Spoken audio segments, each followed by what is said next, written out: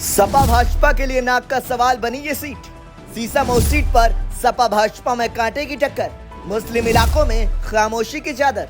उत्तर प्रदेश में 9 सीटों पर होने वाले उपचुनाव में कांटे के मुकाबले वाली सीटों में शुमार है कानपुर की सीसामऊ विधानसभा सीट। जेल में बंद 4 बार के सपा विधायक इरफान सोलंकी की विधायकी जाने के बाद इस सीट पर 20 नवंबर को मतदान होना है। इस सीट पर करीब 25 साल से काबिज समाजवादी पार्टी वर्चस्व बनाए रखने के लिए पूरी ताकत झोंक रखी है, तो भाजपा के लिए यह सीट नाक का सवाल बन गई है। यही वजह है कि मुख्यमंत्री योगी आदित्यनाथ ने महज 7 दिन में इस विधानसभा क्षेत्र का 2 बार दौरा किया।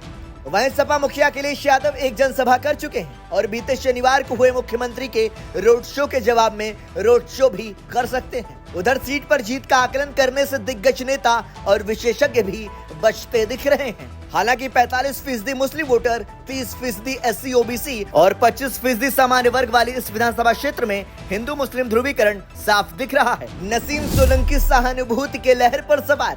इस विधानसभा सीट पर एक तस्वीर बिल्कुल साफ दिखी है। इरफान सोलंकी की पत्नी नसीम सोलंकी सहानुभूति के लहर पर सवार हैं। प्रचार के दौरान उनकी आंखों की नमी वोटरों का ध्यान खींच रही है। केवल मुस्लिम ही नहीं बल्कि हिंदू बाहुल्य इलाकों में भी इसका प्रभाव देखने को मिल रहा है। सुरेश अवस्थी की छवि युवा छात्र नेता की। भाजपा से तीसरी बार ताल ठोक रहे सुरेश अवस्थी की छवि युवा छात्र नेता की है।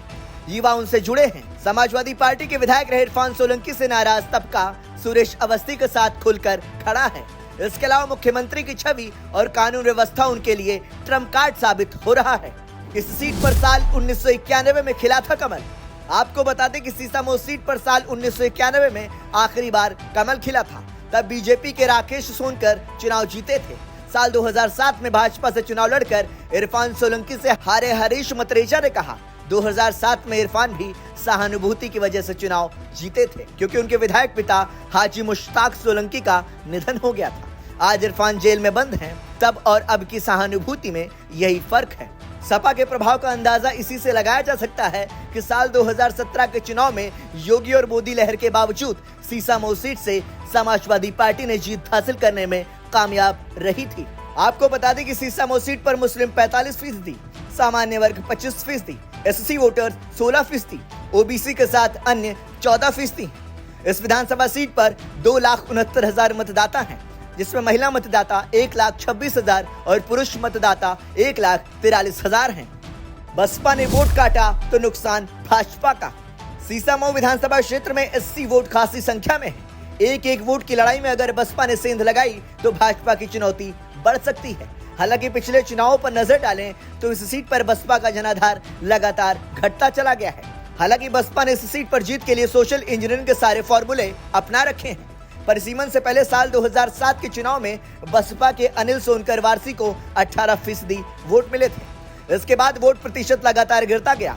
साल 2012 के चुनाव में मोहम्मद वसीक को 12% वोट मिले, जबकि साल 2017 में नंदलाल कोरी को 7.7% वोट हासिल हुए। इसके बाद 2022 के हालिया विधानसभा चुनाव में रजनीश तिवारी को महज 2% ही वोट मिल सके थे।